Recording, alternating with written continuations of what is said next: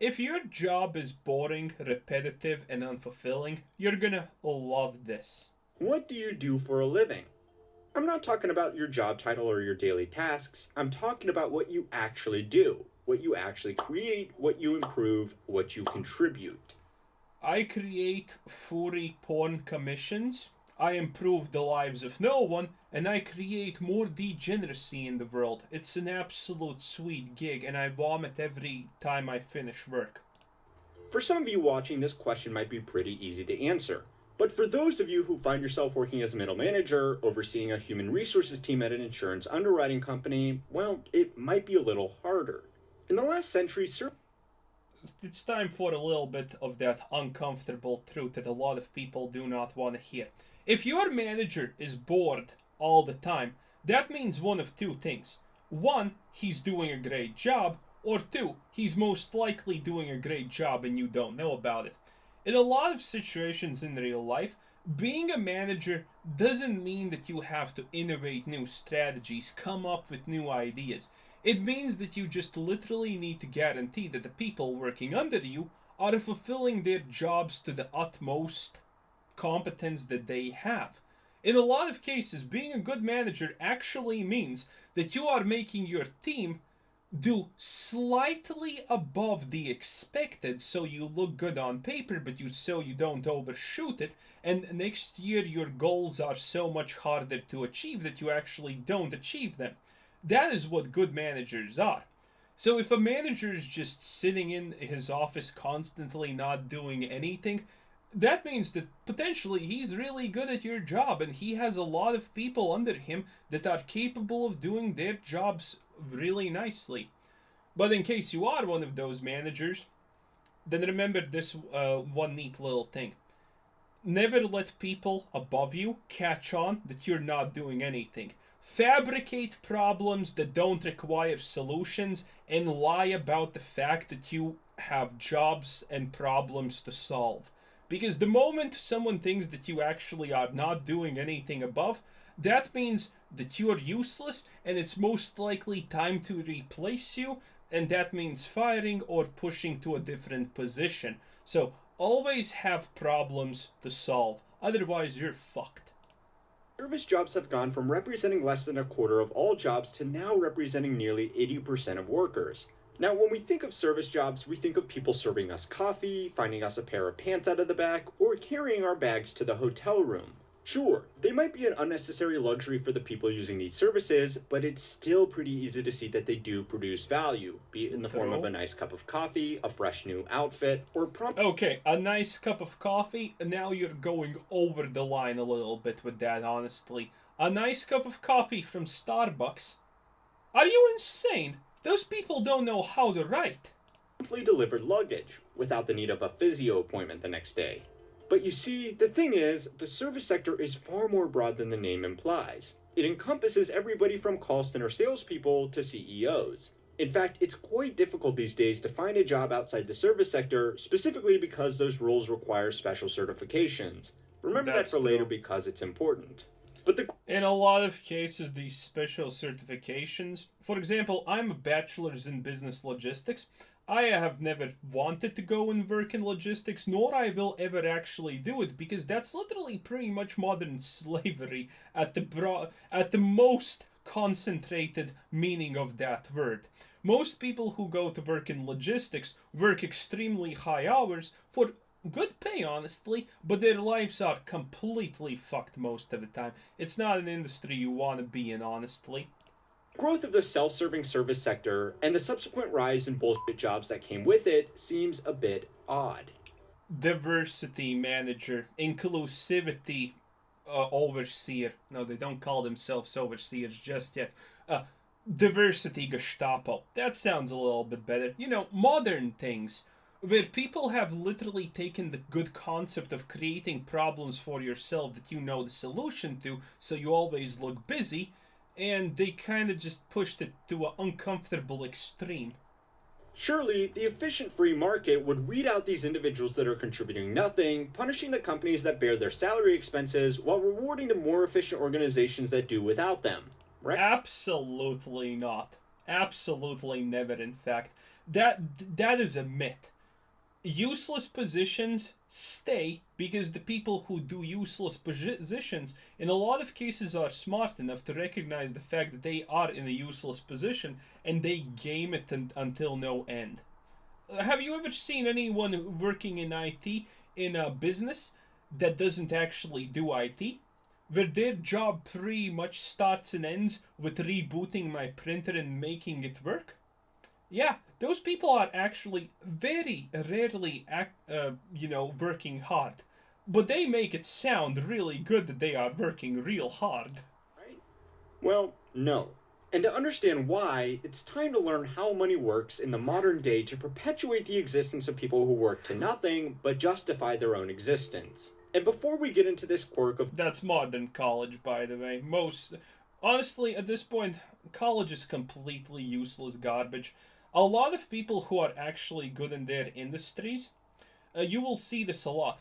Did they come from different backgrounds? For example, I know one guy who became a salesman, but his career choice was medicine, and he just became a salesman because he knew a language that was required. You know, you don't need any kind of degree to honestly work most jobs. And again, the logistics example. Most people who went into logistics that I know had absolutely zero experience that was useful from school in the actual field. Most of the time, when you go into logistics, nothing is used that you learn from school. Everything just gets taught to you right there on the spot, and then they just check how good you are actually at doing that stuff. And that's it. modern advanced capitalism, we need to first look at Soviet communism. Oh The boy. Soviet Didn't take long, and how money works instantaneously goes for the Soviet examples. Can't wait for someone who did not live in Soviet Russia and does not know anything about it, most likely is American, talk about the glories of Soviet communism. Mm-mm. Union was built on the idea of noble labor. The No, it state said that wasn't. work was honorable and dignified. The word Soviet loosely Nope. translates to a workers' council, and people took Yep. pride in their labor above all else. People did not take pride in their labor. I didn't live, but my grandparents and my parents experienced Soviet communism to a very good extent. Nothing was good. No, absolutely no one, by the way, took any pride in what they did. Taking pride in what you built in Soviet Russia was an absolute farce. This caused problems when there wasn't enough work to go around amongst everybody. The There was always enough work. The most popular thing that people say about communism was that it was great in the work ideas because it worked like this: get fired from your job. Who fucking gives a shit? Literally, one building over, you can get hired without any problems and do the same useless menial garbage that you did previously. This is the most common thing everyone has told me that who actually lived in the Soviet era. If you got fired, who gives a shit? Cross the street, get a job right there on the same day. It was ludicrous because those jobs were useless. drive for full employment meant that some people were given tasks that were obviously totally redundant. Factory managers No task was totally redundant, by the way. hired as many people as they possibly could Yup. because it was honorable to oversee the labor of so many of your comrades. They also I'm not even gonna go into how stupid that was. So the thing about Soviet production was essentially like this. The idea of Soviet production was that you need to make it so that everyone has everything. That was the main actual concept of Soviets and how they kind of kept the populations in check. The reason why managers and higher positions wanted workers was because if they did not fulfill their quotas, bad things could happen to them. Oh, yes, really, really bad, potentially deadly things could happen to them if they did not fulfill their quotas. And that's the thing. That's why everyone was ecstatic to actually hire someone. And the quality was absolute atrocious garbage. You see, they didn't really care about the quality. If you needed to make a nail, then you made a nail. It doesn't matter that they make 1,000 nails and not a single one of those nails isn't the same size or quality as another one of those 1,000 nails. As long as you made it, you were fine. Feared that if they didn't give people jobs now, they wouldn't be able to get the people they did need in the future. This worker hoarding, as it became known, meant that some people were given jobs like counting endless inventories of nuts and bolts. Now, Damn right. obviously, there are huge differences between the modern Western world and 1950s Russia. I actually have a really good joke about how communism works. So imagine that there's a road. The government doesn't want people driving on that road for whatever reason, so they hire a security guard for that road. Now you have a security guard. Now you need a shift manager for the security guard. Now that you have two people, you need an accountant. You got an accountant. Now you need a finance department. Now you got a finance department. Now you need a finance, leader of finances. You got that. Now you have a business. Now you need a CEO for that business. All of this happens. The government looks at their finances, says, "Wow, we're losing money here. Maybe something in this protecting one road so people don't drive on it is a little bit, maybe a little bit redundant." What happens? The government looks at that business of protecting that one road and they fire the security guard. Problem solved. That's essentially how communism works in a nutshell. But there are also some concerning communism government similarities. The theory of totally unnecessary jobs really started to gain traction after the anthropologist David Graeber published a book on bullshit jobs, in which he outlined 5 broad categories of jobs that have become more and more common. The first are what he called the flunkies. Think people like doormen, receptionists, chauffeurs, and assistants. Damn. These people exist to make calling them flunkies is a little bit mean, not gonna lie. Other people feel better about themselves and could easily be replaced with some kind of technology. That's if they are really needed at all.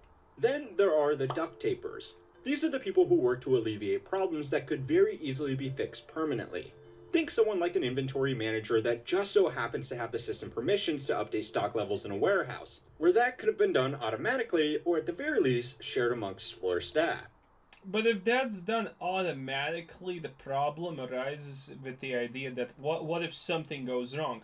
You still need someone who can check the system and correct the system in that case. In his book, Graeber talks of a duct taper whose entire job was fixing the mistakes made by an apparently brilliant statistician. In reality, this star employee was actually hopeless, and the duct taper had to fight with bureaucracy to get his mistakes fixed before they could do any damage. This example shows that the solution to the problem is not always getting rid of the person in the bullshit job, because the duct taper themselves was probably contributing some value, but would be able to create value much more effectively had a needless obstacle been removed. The same cannot be said for the next bullshit job category on the bullshit jobs list, and that is the box tickers. The army of mindless drones that exist in big companies around the world because they make said companies appear legitimate to other big companies. Think of the people... It's like the white monkey job in Asian countries that create internal company newspapers. I think that's the most exact example of this type of situation. Just make it seem legit. With stories about key executives, or whatever it is that's reported on those things. I mean, nobody actually reads them, and that's the point. But if a company didn't have an internal newspaper, or a party planning committee, or a culture coordinator... then that's so true. I remember, there was once a week you got the newsletter, what's happening in a company. It's like garbage. You literally just looked at it and said, "Oh, man, look at that. They got the picture of the hottie with a body. Man, nice work." No one read anything else. It was garbage. And it might look like a small fry company not worth doing business with, or and if you have been in that situation, it's like no one actually cares about that newspaper bullshit, but your boss most likely cared. Oh God, they must write something decent about it. Oh. And there usually was a whole department responsible for actually making that newsletter, which was complete bullshit garbage. Yeah, bloat is real. Working for. Now it's time to get to the real demons of the bullshit job world. The Goons. Goons are an affectionate name to a class of jobs that actually has a negative impact on society, but make themselves necessary by simply existing. The classic example of this is in-house corporate lawyers. They don't really produce anything, but if you don't have them, then it will end up costing you more to hire external counsel to fight off lawsuits from companies. Depends. This is actually true for some situations, but almost every company has an internal lawyer who can at least know something about the law, right? Because if you're signing something and your company is serious, there is absolutely no shot it's not going through a lawyer. And if your company is big, literally hundreds or thousands of people, chances are that every single thing that's signed, every single contract between two companies that you are gonna sign is read through by multiple lawyers. That do have internal corporate lawyers. But everyone hates liars. The only reason I kind of personally like liars is because, man, there was this one really hot liar girl. She, well, not girl. She was literally like 45. Wow, she was a blonde, skinny, long legs. Always weared like pump heels and shit. Most surprising part was the fact that she was actually smart and capable at her job. But man, oh, I'm not gonna lie. I kind of like liars since her. Perhaps the best example of this are patent trolls, which are basically companies that will buy up other companies with lots of generic patents and then try to sue other companies in the hope that they will just agree to settle out in court. Classic Even the YouTube, largest by the way. companies in the world are guilty of perpetuating this negative sum game. Apple famously sued Samsung for a patent over a rectangular phone with rounded corners. They need to try. I mean, this is legit. They need to try. Also, fun fact: lawyers may seem useless. And by the way, a lot of people have this misconception about lawyers. It's the idea that, for example, if you look at something like Amazon, that, oh, Amazon probably employs thousands of lawyers. They most likely employ a really, really expensive entourage of extremely good lawyers in all fields, with like two or three people working below each and one of them or more, depending on how much they are required. But those are not the people who are actually paid the most and are the most in big companies. You know, this is gonna surprise some people, but the easiest way for big companies like Apple, Amazon, and so on to save money and get the most bang for their buck in every year is hiring an extremely skilled, what's it called? I always forget this name. Bureaucrat? Not bureaucrat, but bookie? No, not bookie. You know, the people who do accountant. Accountants are the people, if they are good enough, they will find ways how to put toilet paper expenses yearly in, like, I don't know, in some kind of way that the government owes you 200% in taxes for that toilet paper or some. Essentially, they save so much money in companies. If you are running a company that's like, I don't know, two people plus, and you are not paying an accountant to save you money every year, you're honestly probably doing it wrong. Accountants who know how to put things in the right positions in the budget lines and so on are the thing that makes companies so much money. Now just ask yourself, despite what you might think about patents and intellectual property, what value was being created by the thousands of people whose full-time job it was to enforce that ruling? Beyond just the lawyers, there are people like the lobbyists who fight to simply change the rules of the game around, and salespeople who exist purely to move business dealings from one company to another while being the definition of a middleman in the process. Now, you might Middlemen in some situations are the most lucrative position. think that the goons are bad, but they have nothing on the worst amongst the bunch of pointless workers.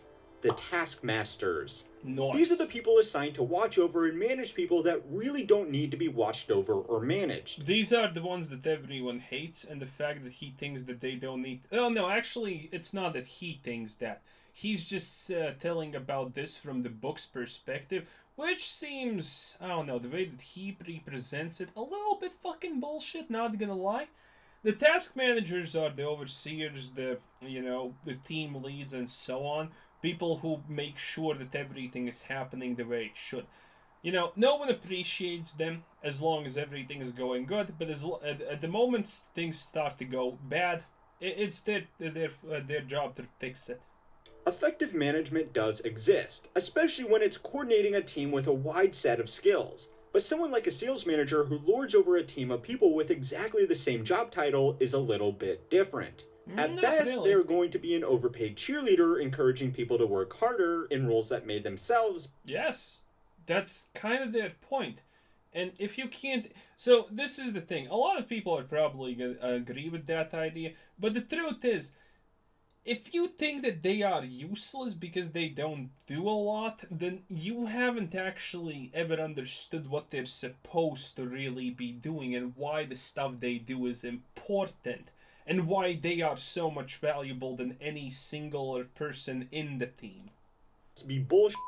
At worst, they will be distractions desperate to justify their existence by calling meetings and creating strategic missions. And yes, that's exactly what I said at the start. Smart ones, when there's no problem, you create a problem. Because the moment there's no problem, you're no longer needed. You're now a bad worker. Congratulations, get the fuck out. Statements that achieve nothing but pulling people away from a job where they do actually have a chance of doing something meaningful. These rules are not seen. People, this is again, people don't understand the fact. Like, again, I don't know, maybe a lot of people don't have this experience, but again, when you are expected to perform X in a year and you overperform it like, I don't know, 10 or 20%, that is not good. That is bad. Unless you're getting some omega bonus for that, then don't do it. Overperform 2%, 3%, or whatever you think is fine if you can overperform it. And then keep all the opportunities you didn't use this year for the next year. So you're always in the green. You're always the shining jewel. That's how you actually make yourself impactful. That's how you get the promotion. That's how people think that you are good at your you are good at your job. It's all charades. It's all theater. It's all just make believe and make pretend. Prescriptions. In fact, some specifically useless employees may find their role is a combination of all 5 of these factors. Many middle managers exist to oversee fundamentally useless departments and only have a job because a highly layered corporate hierarchy makes the bigwigs at the top of the food chain feel good about themselves. True. But this doesn't Very answer true. the question. How did we get here? The Soviet Union created bullshit jobs because it was obsessed with having a job for everybody, and the nation took pride in labor. But our capitalist systems are supposed to be better. The nation took... No, it didn't. No, it fucking didn't. Than that, right? Well, so in the Soviet Union, everyone still tried to trade and use substitutes for money and stuff like that because no one wanted to spend 3 hours in the bread line. Sort of, but we are still victims of the same bureaucracy. Sure, companies would do well for themselves by cutting down these tasks, but sometimes these incentives can be misaligned with the actual decision makers. In the same way as cutting down tasks, that's stupid. In a lot of cases, this can happen really easily, and this is a very big pitfall. So, upper management changes. They get a fresh new person from outside because that the upper management feels that there's time for a change.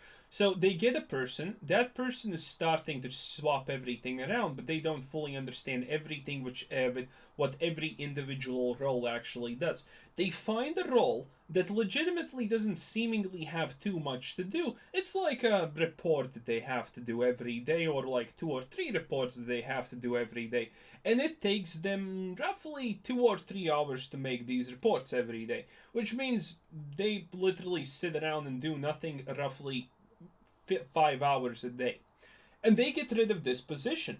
Now what happens is the following. Turns out the person who was making those reports was absolutely unanimously amazing at making these reports, doing the necessary calculations and everything for those reports. And now, the second best person who can make these reports can make one report in 7 hours. Essentially, you have fucked yourself in that sense, and you had no idea. about the fact that is going to happen, or alternatively that position gets deleted, and every person in the department gets a small cut of the previous work that person contributed. But again, those people are now they have too much work on their plate. They can't finish it in time. Useless stress starts and all of that stuff. That is a popular thing that also happens. Soviet factory worker might hoard staff to make themselves seem important, modern middle managers will do the same. In the same way factory walls were covered in propaganda about the brilliance of Soviet laborers, LinkedIn pages are covered in self-serving propaganda about how much an honor it was for some analysts to spearhead the LinkedIn is like sucking your own dick and, being in the room of only self dick suckers. That's pretty much LinkedIn. Pretty good, honestly. Pretty good. Because there are businesswomen, and businesswomen care about achievement more than anything else. You can drive a shitty car, you can look like shit, but at the end of the day, if you were a team lead, she's wet already. joint development project for streamlining customer satisfaction in the bullshit corporation multi-platform digital sales ecosystem. In the same way that the Soviet Union was obsessed with everybody having work to do, even if it meant making up meaningless jobs, Yep. modern workplaces are obsessed with everybody working their 40-hour weeks, even if it means, well, making up meaningless tasks. This is There have been actually studies already that seem pretty effective at showing the fact that a 3 day work week is the most efficient way to do things, because then people have enough energy and so on and so on. Essentially, I haven't gotten too deep into those studies, but there's a lot of studies that are insinuating that a 3 or 4 work day week for the same amount of hours or even less hours is actually more effective, because people then put in the better effort, essentially. before Also, COVID kind of completely proved everything about that people can work from home efficiently. Reconsider the bureaucracy. Let's get one thing out of the way. Countries like the USA are not home to the totally free markets. There are laws and regulations about how to do pretty much everything. Want to build a factory? Well, you Yeah, better but you make kind of sure want it's in a them. location zoned for heavy industry. And you better do an appropriate tender for the contract to construct that factory and have appropriate insurance. And if you are shipping your products overseas, you need to make sure you pay the appropriate tariffs and excises. All of these steps involves larger institutions which will themselves harbor bullshit jobs. Now, this isn't to argue for big government or small government. Some policies really are important, and of course, some are bullshit. But companies have had a very important part to play in this whole system as well. The growth in lobbying has led to the creation of more and more legislation, which has made it such that starting and maintaining a successful business of any size is almost impossible without a team of accountants and lawyers who will help a business owner That's true. That is very true. Admittedly, without an accountant, you kind of fuck yourself. navigate this bureaucracy. You might say this is in the best interest of a large corporation, because it makes it harder for potential competitors to get off the ground, but we don't want to point fingers here. Anyway, is there a solution? Big companies have been lobbying for years now to make it extremely draconic about the rules and regulations that you need to follow to actually do any business, because big companies can easily do all of that garbage. For them, it's not a problem. And the idea of Amazon deleting the next Amazon before it's even starting up is honestly priceless. To this? As a society? Sure. Embrace the idea that it's okay to not work 40 hours a week. The idea that a job is either bullshit or not bullshit is not entirely correct. In reality, almost all jobs will have some level of bullshit built into daily routines. If it was acceptable to say, my work is done, I'm done for the day, then it would be a lot easier to see who is contributing nothing. As an individual? Not true. Not really. The truth is, if you do find yourself in a role with a lot of bullshit tasks, Look at that. Man, I would love to be scolded by her. you might just have to suck it up in the short term. Look at him being happy, by the way. Oh shit, I got my report wrong, boys. Oh no, I'm gonna have to fix it in overtime with my boss lady. Oh no, the horror. Yeah, I feel you, man, I feel you. Maybe work on a side hustle free from bullshit in your off time. Or, embrace it. There are lots of people that are very proud of their superfluous yet important sounding titles. Maybe it makes Every title now is made legit to sound important. Like, uh, lead team manager pretty much means nothing nowadays. Um, I can't actually think of anything, but if you just download Tinder and look what women are putting in their job titles. Match with the. Oh, yeah, right. You can't actually match with a woman. I'm sorry. But this is what would happen. You would ask them about their job, and and turns out, lead team manager means second oldest barista in Starbucks, essentially. That's what it means. All titles just sound super fancy nowadays. the pointless meetings or irrelevant PowerPoints easy to get through now you know it's all bullshit. Of course, if you actually do want to We lied so often in our PowerPoint presentations, and that's, by the way, in the government. No one checks that data. No one is capable of even checking that data because it's a different department. They have no idea what the hell we're doing or why we're doing it or how we even calculate those things. PowerPoints are great. truly immerse yourself in, well, bureaucracy, and you decide that one accounting job isn't good enough for you, then go watch our videos on EVE Online to find out how a video Oh, Eve Online, Bigly. That would be cool. Eve Online is amazing. Anyway, I'm surprised he didn't go on communism more. Am I wrong? Because it seems like how money works is like super into communism sometimes. He loves to mention communism a little bit too much. But here he didn't actually go in it.